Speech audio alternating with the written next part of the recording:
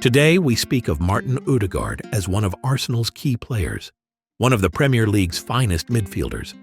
Many people know his name, but most don't know the difficult path he had to walk to get here. Even though he's only 26, he made his professional debut 13 years ago. Yes, at just 13 years old. His story began just like many other wonder kids. A sudden hype, a big club signing him, but then things didn't go as expected. At least, not for a while. That's what makes his current position so impressive. It's one thing to be a prodigy and make it to the top, but it's something entirely different to make it after already being written off. That's what makes Ødegaard so special. But how did he end up at Arsenal? That's what we're going to explore in this video. Martin Ødegaard was born on December 17, 1998, in Drammen, Norway. He got into football early, partly thanks to his father, who played in Norway's top division and later became a coach. Hans Erik Ødegaard was training Martin personally from a young age. And this didn't stop even when he joined the academy of top flight club Strømsgodset.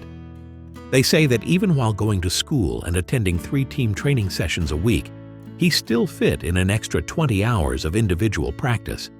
But as he said himself, people think this is another classic story, a strict dad forcing his son to train every day, but it was actually the opposite.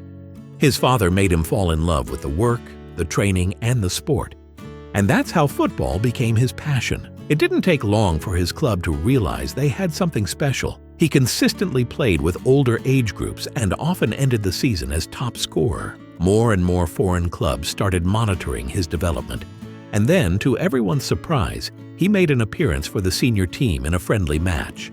At just 13 years old, Bayern Munich couldn't ignore that. They invited him for a trial where he spent 4 days at their academy. Everyone in Norway thought Ødegaard was about to leave the club, but in the end, he returned home without a contract, something no one really understood. Strømsgodset eventually gave him his official debut, making him the youngest player in the history of Norway's top division at just 15 years old. He was originally only allowed to play 3 matches due to his amateur contract, but his debut went so well that within a month and a half, he had played all 3 allowed matches, and the club offered him a professional contract. When things go wrong, you need a superhero, and it seems like ours is a 15-year-old kid. This decision instantly turned him into a massive star in his home country and drew even more attention internationally. But with that came sky-high expectations. And let's not forget, he was still only 15 years old. Often, he couldn't even make it to training because school lasted too long and he had homework to finish. Yet he still started in the first team every weekend. When asked how he managed all of it, he said, "If I get carried away now, I won't get far. I have to be the best in 10 years. Not today." At 15, he was also called up to the national team, becoming the youngest player ever to represent Norway. His movement and technical ability amazed everyone, and fans wanted to see more. After being left on the bench for 3 matches, the crowd booed the national team coach. Even the media started putting pressure on him, and eventually he gave in and handed Ødegaard more opportunities. This might sound absurd, but it's important to understand. Norway didn't have any world-class players at the time. The national team had only played in 3 World Cups and 1 European Championship. Ødegaard gave the nation new hope, and with that, he carried the weight of an entire country on his shoulders at a very young age.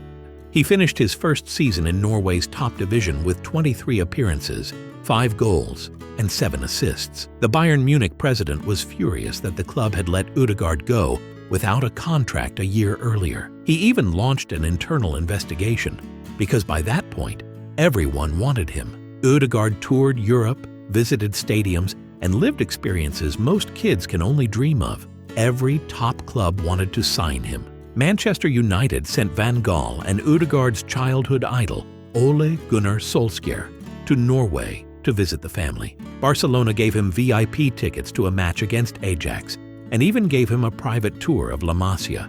Arsenal were also in the race. Arsène Wenger personally took him out for dinner, and that meant a lot to Ødegaard, who had supported Arsenal since he was a kid. So why did he choose Real Madrid? They were the only club that guaranteed he could train with the first team. On top of that, Zinedine Zidane was going to be the coach of the B team, and they also promised to hire his father as a youth coach.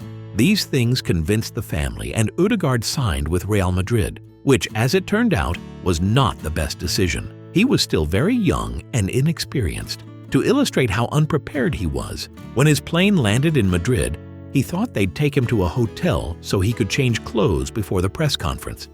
Instead, they drove him straight to the event. So he stood there in a striped sweater in front of the cameras and said, "Apparently, I was the guy Real had to fight every club to sign, and I looked like some random school kid on a stadium tour." 3 months later, he made his first team debut, coming on to replace Ronaldo. But unfortunately, he couldn't secure his place in the squad. It was a tough situation. His position was occupied by world-class players like Kroos, Modric, Isco, and Casemiro. And the coach at the time, Carlo Ancelotti, didn't really trust him. He believed the signing was more of a PR stunt than a football decision.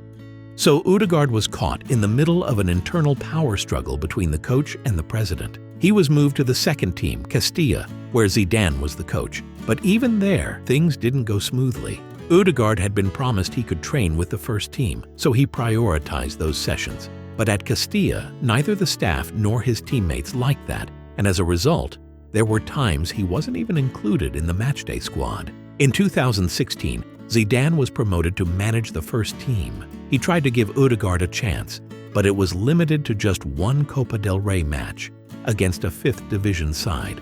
He simply couldn't break into the team, which, to be fair, made sense considering how much more experienced his competition was. Still, the media tore him apart. They constantly criticized him, piled pressure on him. In everyone's eyes, he was yet another failed wonder kid. Ødegaard wasn't happy, so he decided to take control of his future and asked to be loaned out. That's how he ended up at Heerenveen. And the truth is, even Real Madrid didn't really believe he'd make it anywhere. They even added a clause in his contract stating that Heerenveen had to pay 40,000 euros every time they left him on the bench. And to be honest, they weren't far from the truth. Many times he only got a few minutes at the end of matches, just so the club could avoid paying that fee. And even when he finally made it into the starting 11, many still called his performances average. After a season and a half, Madrid sent him to Vitesse, a club that played in a system where he could roam more freely in midfield, much like he does today at Arsenal. That change paid off. In 39 matches,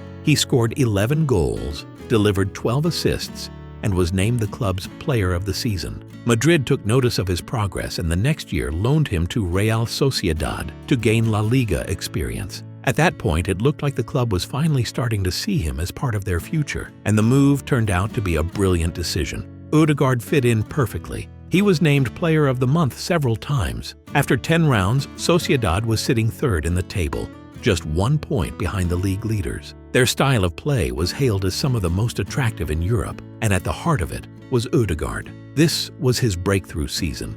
7 goals and 8 assists in 24 games, and he won over the hearts of the fans. They also qualified for the Europa League and made a fantastic run in the Copa del Rey. In every match, Ødegaard either scored or assisted.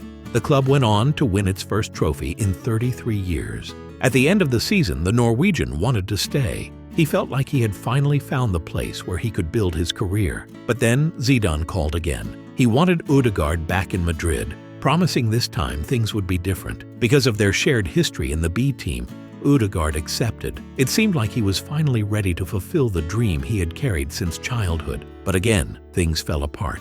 Before the season started, he caught COVID and struggled to recover, something that was visible in his performances. Then he picked up an injury while playing for the national team and was sidelined for more than a month. He returned to Madrid in the summer of 2020, but by January 2021, he had only played 9 matches. It felt like everything was starting over again. But then came a phone call from Mikel Arteta. He introduced Ødegaard to his project, and the Norwegian said yes without hesitation. At first, he joined Arsenal on loan, but the club later signed him permanently for 40 million euros. And that was no coincidence. Arteta found the perfect tactical role for him, one that allowed him to roam freely and fully express his skills. Not long after, he was made captain, not only of Arsenal but also of the Norwegian national team. And today he faces a massive challenge, along with his team, a Champions League semi-final against PSG. The Parisians took all 3 points in London. On top of that, Ødegaard is nursing a minor injury, but it looks like he'll be able to play in the decisive second leg. Ødegaard's career has been far from easy. He came dangerously close to becoming just another failed wonder kid, but he stuck to his dreams, worked hard. He's grown into one of the most technically gifted midfielders in all of Europe. Life isn't a FIFA career mode. You don't get to choose where you go, and things won't always be perfect. But now, when I walk into the stadium, I get goosebumps. That kid I used to be would have killed for this. And you know what? The best is yet to come.